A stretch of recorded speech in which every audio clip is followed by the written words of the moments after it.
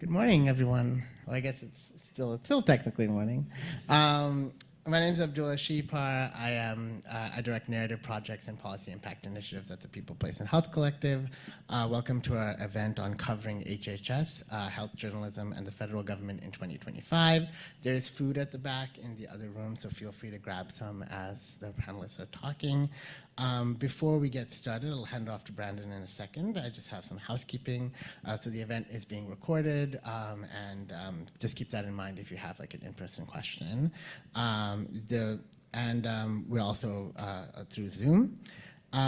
This event is part of the People, Place, and Health Collective seminar series. The series aptly named after the First Amendment, brings together speakers from across the United States to talk about issues in public health in a time when there are unprecedented attacks on science and academic freedom.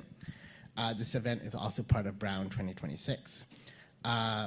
Brown University is observing the 250th anniversary of the founding of the United States through Brown 2026, a campus-wide initiative to demonstrate the important role of research and teaching universities in fostering open and democratic societies.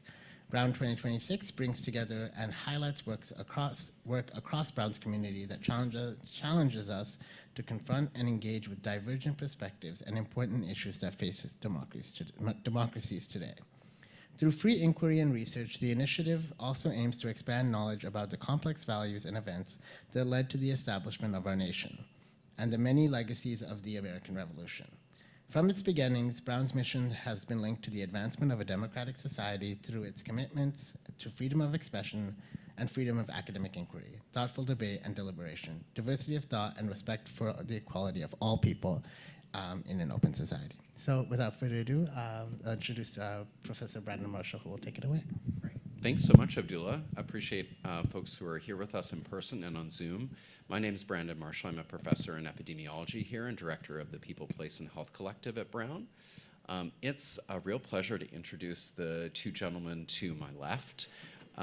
We have a few questions. I have some questions for them about their work, and then we'll open it up to questions from the audience, both in person, and Abdullah will be moderating the Zoom as well.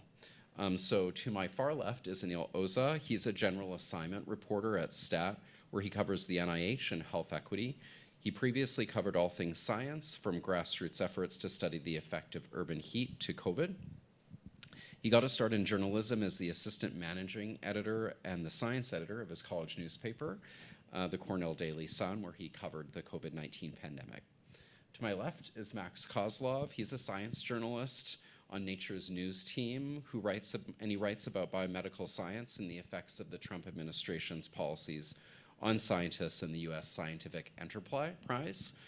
He is a winner of the 2025 Everett Clark Seth Payne Young Science Journalist Award for his reporting on Trump's second term. And you can also find his work in The Atlantic, Quanta Magazine, Science, and the St. Louis Post-Dispatch.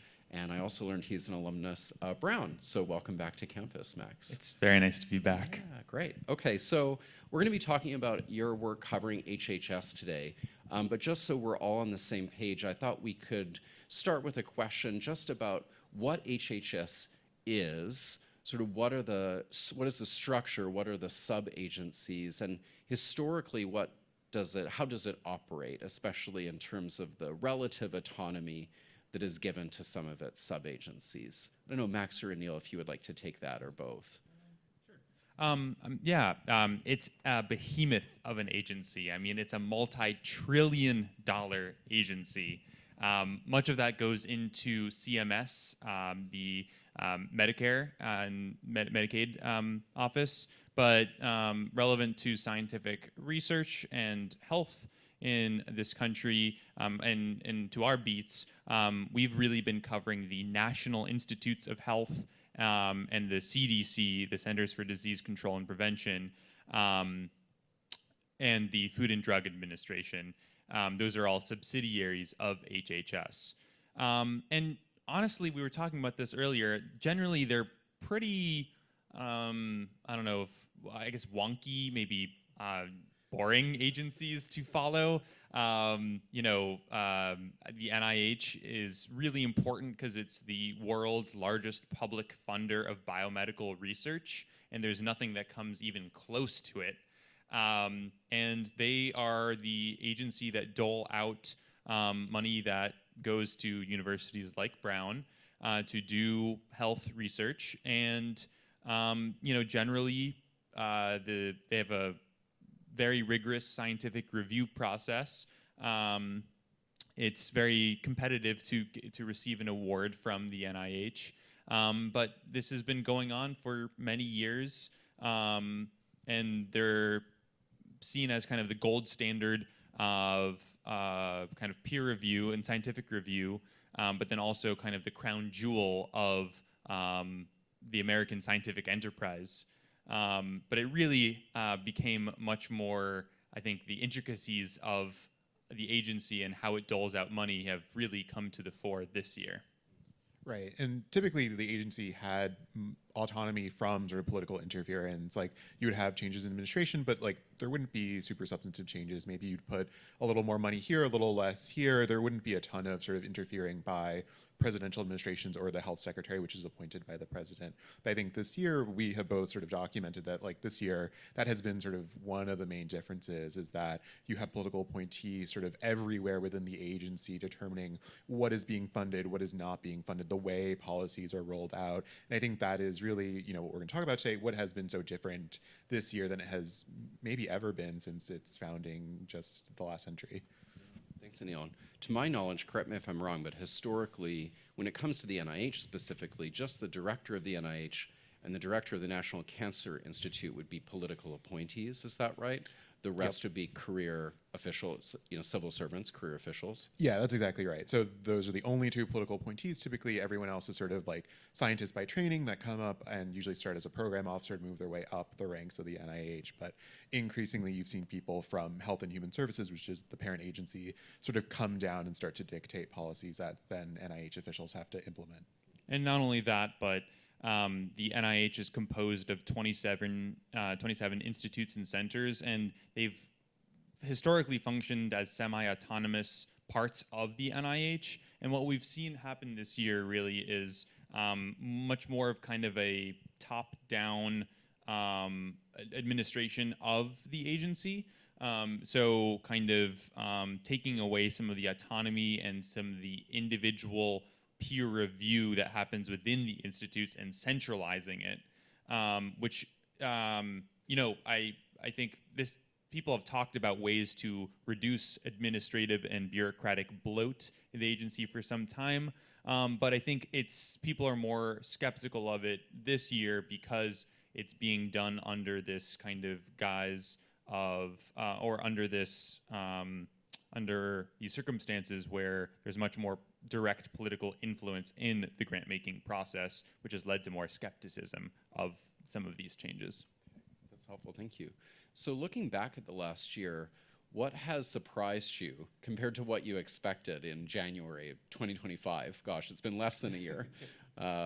Yeah, Anil, would you like to take that one first? Sure. I mean, it's easy to say everything has been surprising this year. I mean, like I said, I don't think anyone anticipated the sort of scope of change that we would see this year. I mean, even like some of this is laid out in Project 2025, but I think people sort of took that with a grain of salt and expected it to be a lot of the same. Obviously, Trump has been president before, and you didn't see huge sweeping changes. In his first administration, he proposed this indirect cost change that sort of shocked people this time around, but it felt like he didn't get very far in his first administration, whereas it felt like right out of the gate this year, he was making sweeping changes. I remember the day after his inauguration, they sort of paused all communication outside the agency. They canceled study sections. It sort of like iced the agency out from the sort of general public. And I think that was the sort of the first sign that things were not going to be normal. And I think since then, it feels like every week there's something, we were talking about this earlier, that like would have been, front page news just a year ago. And it feels like you're having like multiple of those events every day about changes to peer review, changes to the way that universities get their money, like all of these sort of quick turn policy changes. I think we maybe have become desensitized to it, but it is vastly not normal. Yeah, and I want to specifically call out grant terminations. I know that at this point, it's something we've all heard a lot about and maybe are very familiar with, the fact that the federal government has terminated hundreds, thousands of grants on a slew of topics. But I want to call it out because it's without precedent. I know we've heard those words a lot this year as well, but like that had never happened at any kind of scale before. There were a handful of grants that had been terminated in like really extreme misconduct and fraud cases in the last decade or 2 decades. But to see thousands of grants canceled in this kind of en masse fashion, like that blew me away, blew I think everybody away. And again, I think now we're at this point where, I mean, grants are still continuing to be cut, but it's kind of wrapped into all of the other major changes that happened this year. And so I think it's kind of, we've certainly struggled to keep pace with all of those changes when they were, especially as they were first happening in the spring. I also want to say, I think I guess these kinds of large scale and changes or dismantling, I'm not convinced that they're over yet. I want to point to an example in, I believe it was August, where the NIH essentially had a huge backlog of money that it needed to get out the door because everything had been very delayed this year because of the freeze you mentioned. And then all of a sudden, in kind of the footnote of a spending document from the White House, they said like all your funds are frozen, and it was I think at that point something like $15 billion at the NIH. Like that's the kind of thing where we've seen that the Trump administration has not always been keen to and has dragged its feet to spend its money. So even regardless of what the appropriations are like, I think this is something that we're going to continue to see, and that has like kind of the brazenness has also surprised me. That's great. You mentioned a few things, changes to indirect rates, grant terminations. These seem to often come on Friday evenings, these notices, much to our surprise, and we're, I think, safe to say, often caught off guard, not really sure what they mean. We're often looking to your reporting, in fact, to learn about how to interpret some of these changing directives. Without giving away your sources, of course, I was wondering if you could speak a little bit more about how you find out about these, what's the process for diving deeper and learning into the meaning behind some of these rapidly changing policies at NIH or other HHS agencies? I also want to say that I think a lot of our sources find out about, like even inside the federal government, find out about big sweeping changes from us. It just goes to show, I think, how tightly information is controlled and how little of it gets into the public's eye. And I think that's really where I've seen our role this year is, there's all these changes happening kind of behind the scenes. We want to, these are taxpayer funds going, being used, and so it's the public's right to understand kind of how these monies are being used and how money is going out the door. To your question about kind of the process, it's required a lot of building trust with sources. I mean, I joked earlier that a lot more of my time has been spent on Signal this year than it has ever been. But I think it goes to show how important scientific rigor is to, especially the folks who work in the federal government. They are public servants, and they signed up because they had the utmost respect for scientific rigor. And so to see the scientific review process being bypassed or these changes happening without public disclosure or public comment, I think that has just blown people away and has, has made people realize that the public needs to know about what's going on. Yeah, I mean, I think in the past, like civil servants at the NIH were very skittish about talking to the press, especially not sort of going through the traditional path of, we contact the press officer, they ask, well, we want to know what the story is and why. And I feel like this year, like so many of these civil servants like want the public to know what they're dealing with. And so they have sort of found these like Signal back gateways of talking to us and understanding what the process of reaching out to a reporter is like. And I mean, I think to the point that Max raised earlier, like there are 27 institutes of the NIH. And so often, on a Friday evening, if we're getting like a panicked message of like, I just got X, Y, and Z policy notification, there's like often a long process to be like, well, is it just your institute? Is it the whole NIH? Like, who is this affecting and why? Like, how impactful is this? And so there's sort of like a ton of running around that has to happen, from like even sort of an email being sent internally to us, sort of understanding like, is it something that the general public needs to know? Does it need to know now, or can we sit on this? You mentioned civil servants. We had a series a few weeks ago with current and former NIH staffers, and they really highlighted the fear of retaliation that they're experiencing. I wonder if you feel that as well in your reporting, if there could be some risk of retaliation in the work you're doing, or if you feel sufficiently protected and independent to do the reporting that you feel you should be doing. Yeah, I mean, 100% that's a risk. I mean, I know Max and I both have talked to Jenna Norton a lot. She was sort of a program officer at NIDDK. She studies health equity, and she has been sort of one of the very vocal people. I mean, we have both a lot of sources in the government. Typically, they'll ask to be named or not be named in our story, so they'll ask to be anonymous. But Jenna was one of the people since about May, June that was sort of insistent about like, I want to be named. I want to stand by what I have to say about why this is wrong. And for the most part, she didn't experience any retaliation. But the day that the government reopened just a couple of weeks ago, she was placed on leave, and government officials told me and told others that reported on it, it was because of her activism and because of her politics.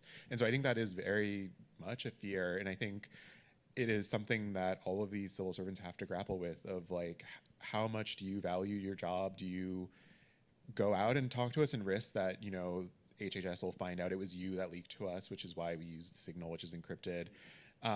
There is a lot of sort of debate about that. And even sort of like when I talk to people, I don't want to be responsible for that. So there's a lot of like, are you sure you want to say this on the record? Is there a document that can back this up? Is there another way that I can find out this information? And really sort of make sure people are aware of what the risks are.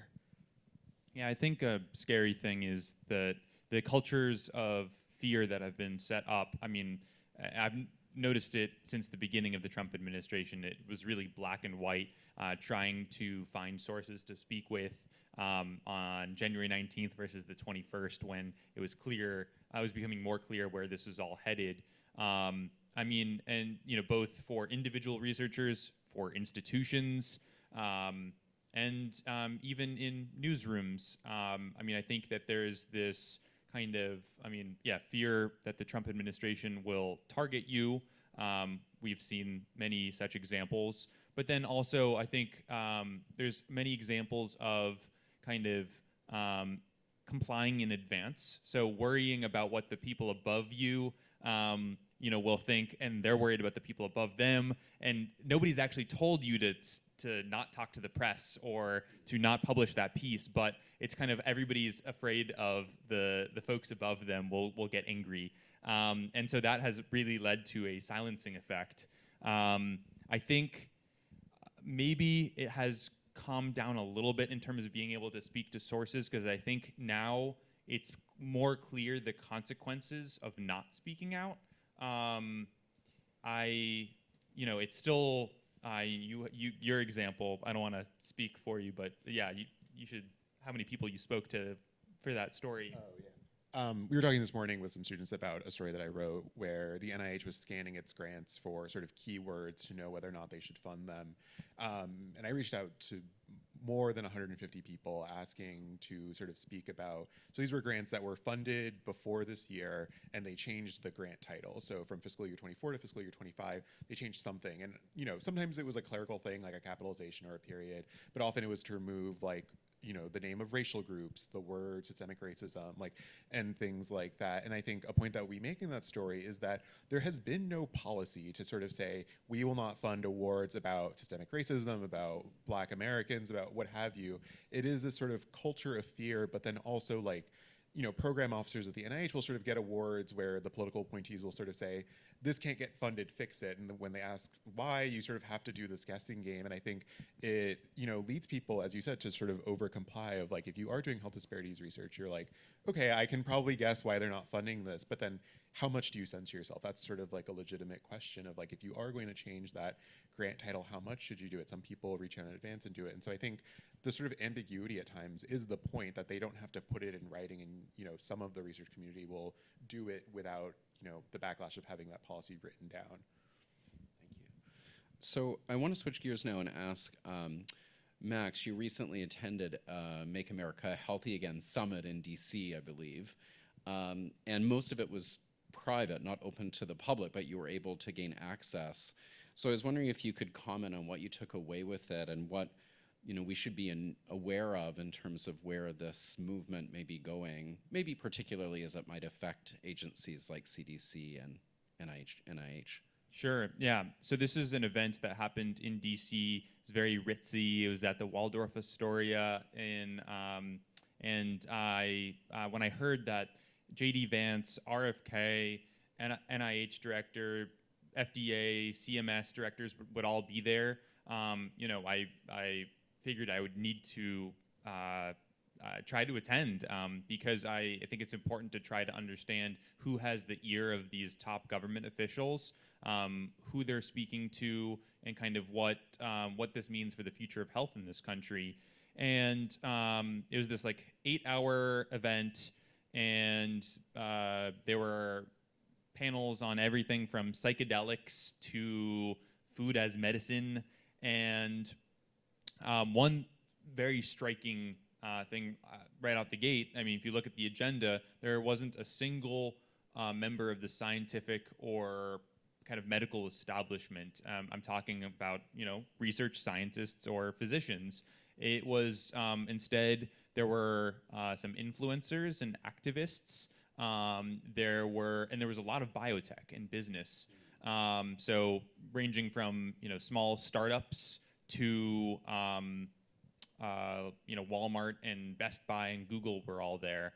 So I think this is a very deliberate, and speaking to attendees, I learned that this is a very deliberate way to kind of cut out the kind of scientific and medical establishment, because they're kind of seen as corrupt by the folks in power right now. And in general, I think there's this notion that the Make America Healthy Again movement is really all about lifestyle choices and exercise and food and sleep. And these are seen as paramount to addressing disease in this country. And so that came through kind of loud and clear there. There wasn't much talk about, there wasn't much talk about actual data. It was, there were a lot of kind of big claims being made, and a lot of these biotech companies selling essentially their products, but it didn't seem very kind of grounded in data. And in fact, at one point, and I mentioned this in my story, at one point when an investor in psychedelics research told attendees to kind of follow the science, the audience, there were some groans in the audience, kind of because this kind of notion of blindly following science, I think, does not have a lot of supporters in the MAHA movement. So those were all kind of big takeaways for me, and I kind of present some of the things I saw in that article. So maybe a question now for you, Anil. I think we've all greatly appreciated the work that you do in this moment, maybe now more than ever. So I'm wondering if you could comment on what we might not understand about your job, on what it looks like day to day, and maybe how you separate sort of like the noise from the signal, so to speak. I know that's one thing we struggle with, right? Is that with so many announcements every day, it's hard to get a sense of, is this meaningful? Is this just going to be thrown to the courts? Will there be an injunction, et cetera? So how do you kind of wade through all of this? Yeah. I think it is one of the hardest parts of our job. Max and I were talking this morning about from January to May, we were writing multiple stories a day, sort of unsure, people just wanted any morsel of understanding that they could get about this administration. And I think as time has gone on, we've had to be more deliberate about where we sort of put our efforts. I think, to the question about is there one thing about our job that maybe I think people don't understand? is I think sometimes how much work goes into each story is sometimes lost on people. And I mean that in two ways. For one, like I think researchers are worried about when we contact them, you know, if we see their grant got cut or they were affected by some policy, they're, you know, worried that like even us just contacting them, if they say yes or no to our email, that like that would suddenly be printed and something like that, where, you know, often we have to have a very long conversation about like, do you want to talk on the record? Do you want to talk off the record? You know, can we not use your institution? I think that's something I wish more people knew, because I think people are afraid to talk to us, but I like to think that we do a good job about communicating the risks when we do reach out to you, and I wish people sort of at least have the conversation about like what are the trade-offs there.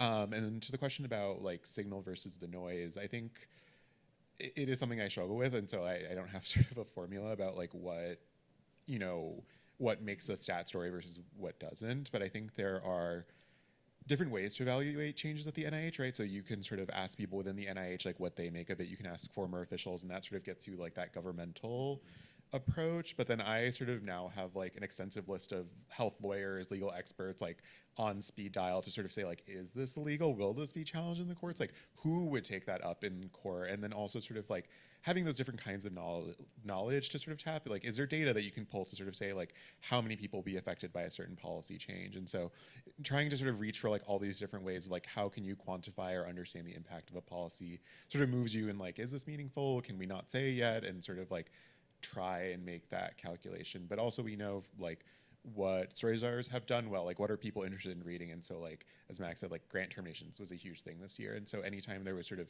movement there about what is being terminated, what's not being terminated, will they be reinstated, like that was something that was very much of interest to our readers. And so if there was something that we could move the needle on there, we would do our best to report on it. I want to move to audience questions in a moment, but I just have two more maybe for both of you, which is what you think the future might hold. You know, there's proposals, say, to significantly reduce the NIH budget, take 27 institutes down to 10. A lot of these proposals have been rejected by members of Congress, but we're still in sort of a period with no budget for NIH specifically. So maybe it's hard to know, but in your estimation, what do you think we're looking like in 2026? Max, do you want to start? Yeah. Well, yeah, we've talked about this a fair bit here, but we're going to see even more political influence on the grant-making process, and in kind of at the health agencies writ large. One thing that we've seen a lot of this year is a lot of the expert or advisory panels have either been totally decommissioned, or, you know, an example of the ACIP, the vaccine expert committee, which I believe is actually meeting this week. They've had all their members taken down and replaced by handpicked members from RFK. So that's kind of just an example that I think there's fewer voices from the scientific community advising and shaping these policy decisions. And at NIH, for example, you know, we've seen that they're very explicitly going to be prioritizing peer review, and the peer review score is less in the grant-making process. And you know, they're more explicitly they must be following the priorities as set out by the director. So we've seen grants terminated this year, but what that means for new research moving forward, probably means that different types of research will be prioritized moving forward, and the scientific community will have less input on those projects. Yeah, I think it's hard to know what'll happen tomorrow, let alone next year. But I do think the two threads we will see more of is more of the chaos and more of the politicization of these agencies, as Max was saying. I think I reported on in July about this memo that went out to some folks at NIH about changing the grant language such that it would be much easier to terminate them for political reasons. Obviously, those were challenged in court and sort of like was this long drawn out process. But that to me was a signal that they were going to keep doing the same things they were doing, but in a much more legally rigorous way. And I think since the government reopened, you've seen some of that language start to trickle into some of the public facing language. And so I think you will see more of the same. And I guess what I'm wondering is how researchers or universities will begin to push back, or if it'll just sort of continue unabated there. Wow, so that's a kind of a bleak future. So I guess on that note, maybe as a final question, what gives you both hope looking forward, professionally or personally or otherwise? I think it's been very encouraging. I think a lot of people have kind of come together and kind of rallied around maybe in their local community, maybe getting involved with writing in their local paper, or really kind of trying to showcase what their scientific research is about both with other fellow scientists who maybe are outside their traditional kind of realm of expertise. I think there's been this kind of banding together, like we're in this together, that has been encouraging to see. What else gives you hope? It is a tough question. I guess there's two things. I think the first would be that science wasn't perfect before this administration. I think that has opened it up to attack, and I think that's why we maybe haven't seen as much public pushback as we maybe would expect if everyone in the country understood the benefits of NIH funding the way that the people in this room did. And so I think something that is sort of giving me hope is that we are tearing down a lot of the sort of infrastructure of science as we have done it, and I don't want to downplay the damage that caused and will cause in the future. But as we have to rebuild that system, I guess I am imploring myself and others to think about, like, how do you make a better science? How do you make one that is more diverse, more community focused, more understood by the general public? And then I guess the second part of that, sort of relatedly, is there are so many people ready to do that, ready to make science better. Every person that I've talked to that has left the government since the beginning of this year is just waiting until they have any signal that there is an opening that they can return to the NIH, make it better. And so every time I come away from talking to these people, even if it's a really bleak subject like all the things that we've talked about today, those people are standing at ready to sort of fix the system. And I think I don't know when it is that they will be empowered to do so, but I think there are very capable people that are very passionate about this stuff, that are ready to pick up the pieces whenever that happens. That's great. Thank you. Thank you both. All right, we have some time for questions. So we'll just ask that you use the mic so folks on Zoom can hear. We'll start with in person, and then Abdullah will read out any questions on Zoom. So if you're on Zoom and have a question, just pop it into the chat and Abdullah will repeat it for you. Any questions in person? Yeah, thank you. This is the interactive portion. Perfect, thank you. Hi, my name is Karis. I'm a current master's in public health student, and I'm studying health services, so very interested in the intersection of science and policy, and I'm also gotten a newfound interest in science and journalism and how that's communicated. So I just wanted to know, what are y'all's backgrounds and how did you exactly get into health journalism? Well, it started here at Brown.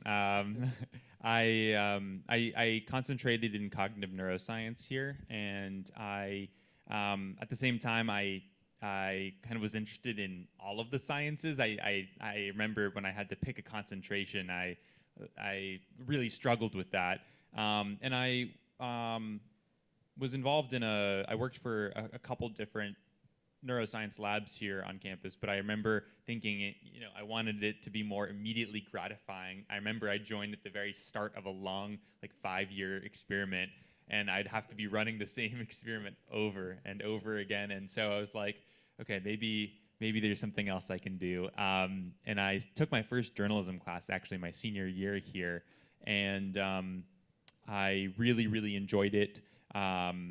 I think it unlocked something in me, and my favorite part about my job is that we cover different topics from week to week, and it feels like I'm always learning, and it's really empowering to talk to scientists kind of all day long for my job and hear about their cool research, and in general kind of what makes them tick, what drives them, what's on their mind.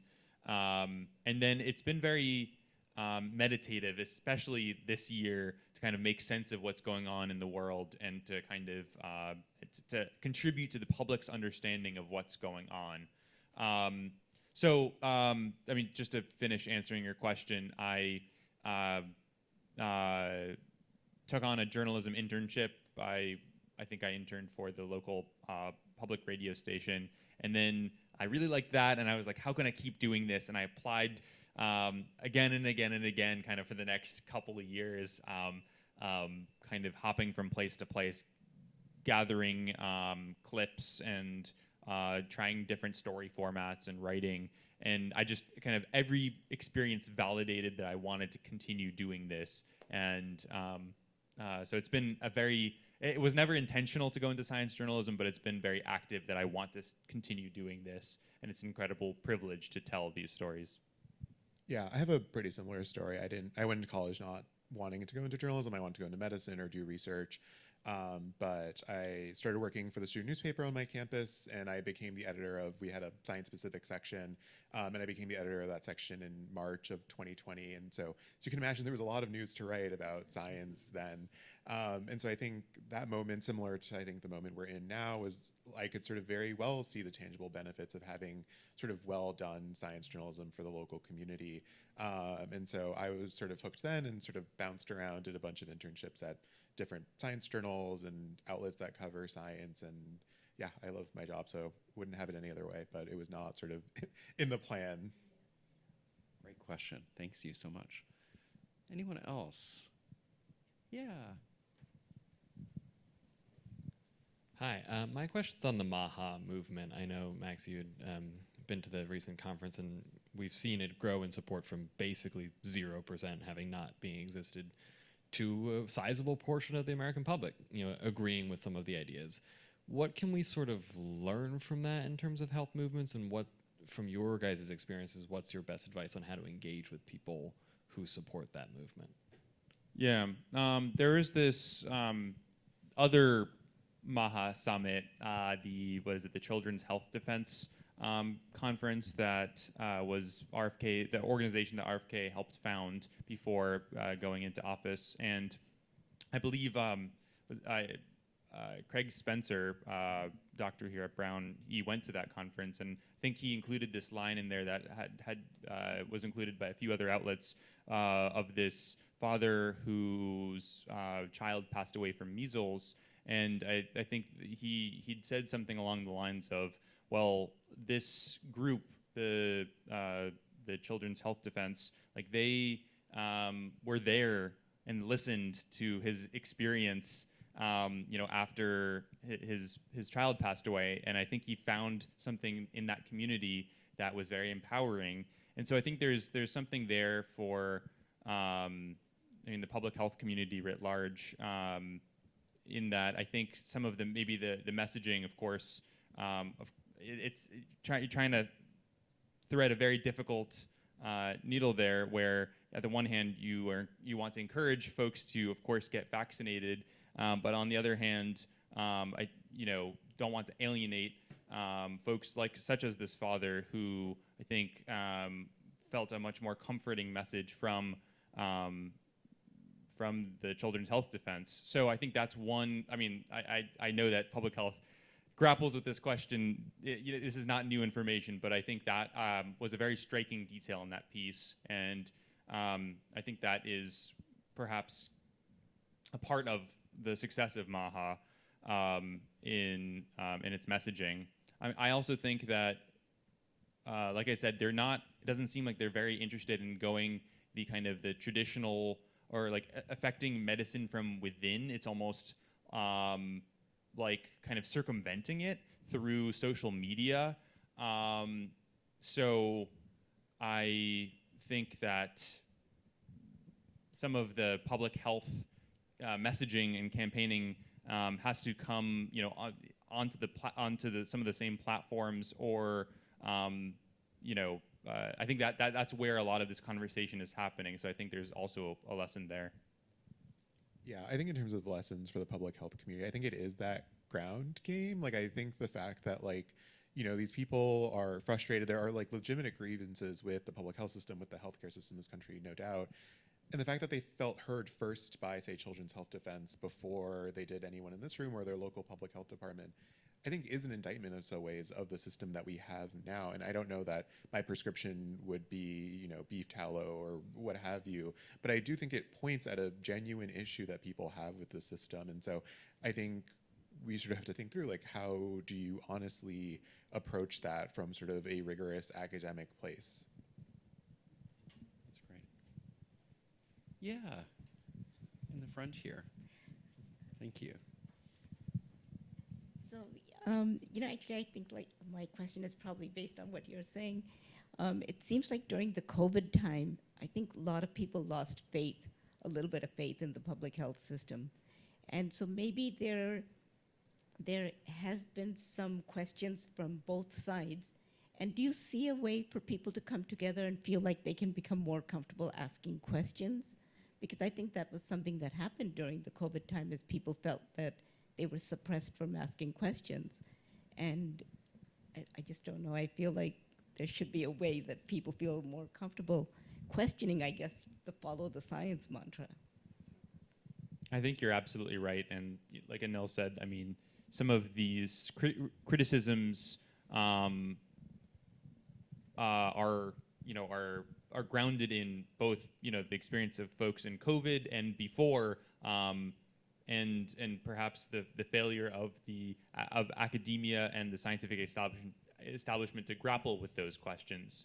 Now, that being said, I think the way to not engender trust is to circumvent kind of normal decision making and rule making by kind of foregoing public comment periods.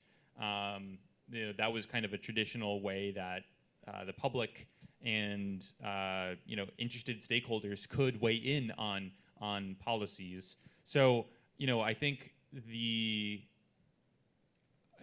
we've talked a lot about the current government may be engaging with these the reform movement, but they're kind of co-opting the language rather the language and not the actions. There's this talk about radical transparency or gold standard science. I mean, they're using a lot of the terminology that scientific reform advocates have been championing for many years. And I think that's what makes it so hard for folks who are legitimately pushing for reform to want to engage, because they don't want any more of their work to be co-opted in a way that is being twisted beyond what they are calling for and advocating for. I think that's been a real challenge, is to what extent do we work with this administration, or in what are their intentions and are they in bad faith? Yeah, I think the sort of pulling back to the COVID pandemic is an apt one. I mean, so many of the leaders of the health sort of parts of our government right now were radicalized by the pandemic. Obviously, NIH Director Jay Bhattacharya wrote the Great Barrington Declaration, which was like a dissent of sort of the way we were doing public health at the beginning of the pandemic. Marty McCary was a Fox News contributor during the pandemic, same thing. RFK has said the pandemic was sort of a radicalizing moment for him, although he's sort of been on the vaccine wave for a long time. But the point that I'm trying to arrive to is I think part of the message there isn't, it should be that scientists should be explaining their work more. I think often scientists or public health people will say something and there is a reason, right? There's some evidence there that they're drawing back to, but they sort of don't want to explain that. And I think that would have gone a long way, as opposed to I think I've heard sort of the complaint that there was no scientific basis for masking or the 6 feet apart thing or bringing kids back to school. And sure, there was no one study to sort of say everyone should wear a mask or everyone should do this, but it is sort of built on a body of scientific evidence. And I think if, as a community, we did a better job of explaining, okay, how did we arrive at this? People wouldn't feel as if it is purely just speaking down from these elitists at Harvard and Brown and what have you. And so I do think that should have been a lesson that we picked up on. And I think, these people in the federal government have picked up on that, and they saw the vacuum that was being left by not explaining all these things. And so then they can sort of offer their own explanations for why, life expectancy is not increasing, or, the effects of fluoride or what have you. How are we doing on Zoom, Abdullah? Do you want to check if there's any questions in the chat there?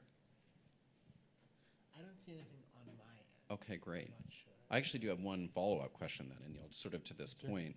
You know, I studied the opioid and overdose crisis, and you could easily say that the agencies failed the American public tremendously. You know, the DEA is supposed to be responsible for monitoring and flagging fraudulent opioid prescriptions going out through pharmacies.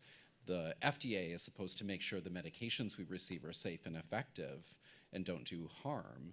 And the CDC is supposed to be, you know, is protecting us from some of these harms. And so these agencies, you could say, throughout the opioid crisis, were not there for the American public and caused tremendous harm. And so I guess the question is, you know, is there a need to sort of omit that that is the case? Like you said earlier, Anil, these agencies are not perfect. They have failed in some pretty big ways. How do we do that, I suppose, without this risk, Max, that you're describing of being, you know, co-opted by this non-science-based movement? Right. I think that is really difficult, right? To sort of, I think part of like what Max was saying is that some of this language comes from academia, right? That people have made critiques of the way that we fund science or the way that journals operate. And an example that we were talking about at breakfast today was like, I agree that like the way that scientific journals work and have operated is very wrong. I don't know that I would then use the DOJ to sort of send letters to intimidate them.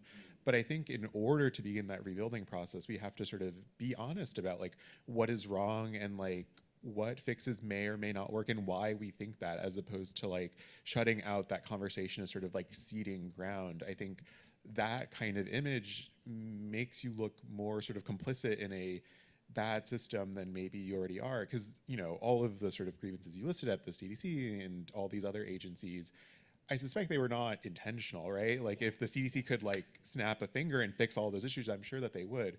And so I think it is up to researchers and journalists to sort of engage with like, okay, well, why isn't it happening? Is there not enough funding? Are there, you know, social issues? Are there political issues at play? Like, what is it? And then you can sort of then get down to like, what are the solutions there?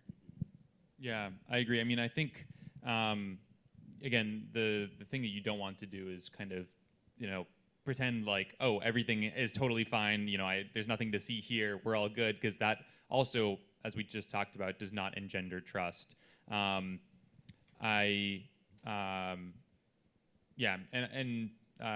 think that, I agree with what you mentioned, that if you stick to kind of your core principles and having and really thinking about what your core principles are, what your red lines are, I think that can help shape your kind of decision making on these kind of difficult conversations and topics. Great. All right. Any other questions? Yeah, sure. You have the last question then. Go ahead. Oh, perfect. Okay, great. Two more. Yeah.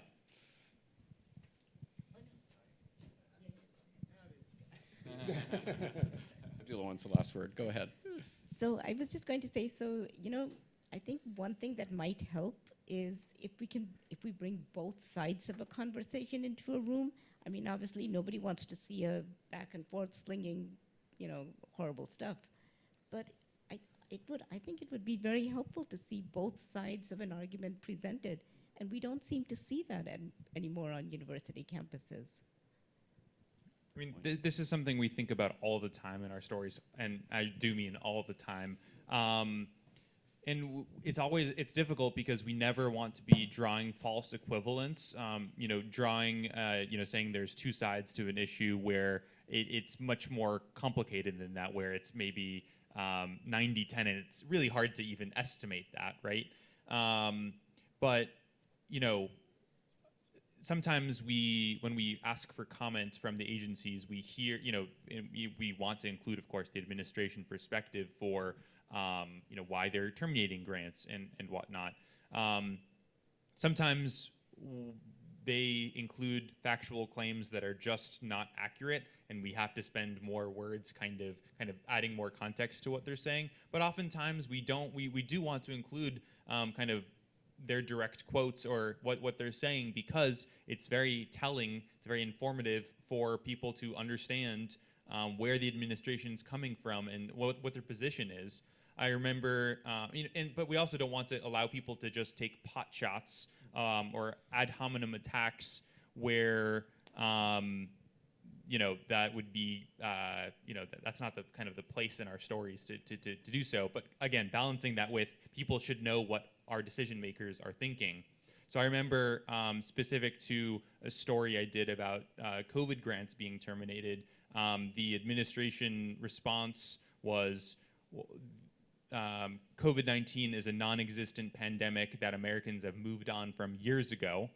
That, there's some context we had to add to that. That's certainly not factually correct. But again, it does show how the folks in power are thinking about the COVID-19 pandemic and the lessons that we take away from it.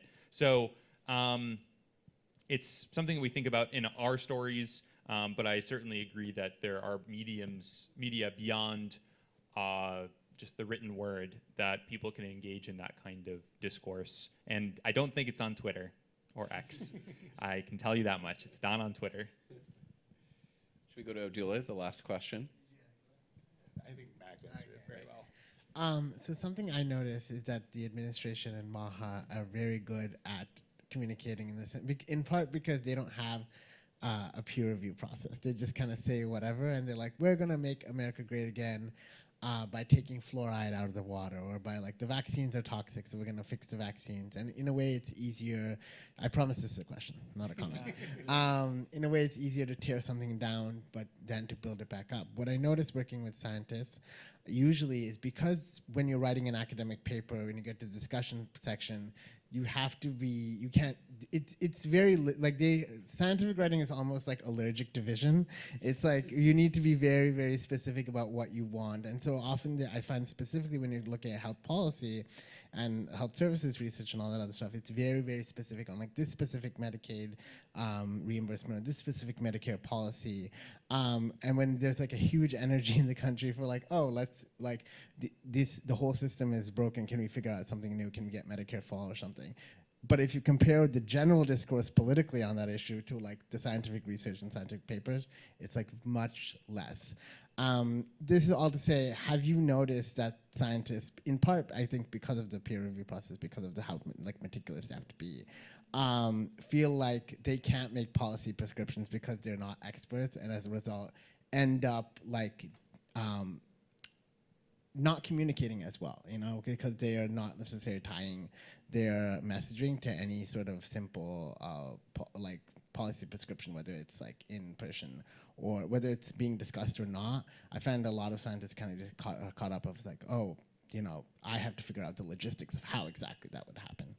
Yeah, I mean, I think a bigger thing is kind of, I think folks in the scientific community, and I think myself and science journalists included sometimes, kind of strive for, I don't know if perfection, but kind of having the totality of data before you make any kind of recommendation or say something publicly. And that's a losing battle because that's going to take many, many years. And like you said, it's kind of an unfair battle when folks are again kind of circumventing the scientific establishment at the same time. And yeah, so. I mean, I've thought about this in my own writing. This doesn't fully answer your question, but sometimes we want to do a survey. Maybe are folks planning to leave the country to pursue their studies in Europe? Or trying to think of another example. But yeah, I guess, you could spend months designing the perfect methodology for that, but I guess at least for the journalistic perspective, you don't need something, it's not going to be a peer reviewed. We're just trying to capture a pulse for how people are feeling and what's going on. Again, it's not just, we obviously want to avoid bias and all of the same kind of, critiques, but that at the same time, we want people to kind of understand what's happening now and how this will have ramifications kind of immediately. And I think that's part of why this there's been a lot of conversation about abundance. I think it's kind of trying to break down some of that bureaucratic time, or just get stuff done and get more science into policy without kind of having that totality that we all strive for, but is almost never fully attainable. Yeah, I think the discrepancy you described is real, that like when you're an academic and you're sort of sitting in your office writing a paper, you like need everything to be airtight. You want to make sure that like the p-value is right, that the data all align with exactly the way that you're phrasing your argument. And like journalism is not that, right? Especially when you're writing about like quick moving policy changes. And I think something that I often have to talk with professors about is like, don't let perfect be the enemy of the good there. Like, oftentimes like if Max or I are reaching out to you, it's because you know what you're talking about. Like you have done some kind of research on this, like you've spoken about it before, like we have some inkling of why we're reaching out to you. And you're never going to have like the perfect, randomized control trial to answer like a specific policy question the day it drops. But like you should offer at least like a gut check of like why you know what you know. Like a frequent question I often ask those kinds of people is like, well, how do we know what we know? Like, what is your level of confidence? Like, what would you like to see done? What would you like to be studied? Like, I will say I am sort of guilty of like, when I write about those things that are sort of very uncertain, like I will hyperlink to studies and other past coverage of similar issues, like to a fault, where like I'll have paragraphs that are just like all hyperlinks to different things. But I think that is my attempt at helping people understand like, okay, this person said X, Y, or Z, how did we land here and why do we think that is true? And just one thing I'll add is, let's just say there's a new policy comes out. Maybe you don't want to speculate because it's only just now come out. I guess that the problem there is, if we don't write about it, somebody will, and the information vacuum will be filled. So like we're not asking you to know exactly, to predict exactly how the policy will impact people, but I think the two, say institutions of journalism and scientific research can coexist in that, like, we want to get the gut check from the scientific community, and then in 2, 4, 5 years, there will be maybe it'll be more clear what the effects are in a much more rigorous and systematic way. Well, thank you so much, you two. We're just about out of time, so I'll wrap it up here, although we do have the room for another 20 minutes, so the panelists can stay, and if you do have questions, feel free to come up and ask them. There's food at the back as well, so take some to go. And please join me in thanking our panelists one more time. Appreciate it. Thank you. Take care.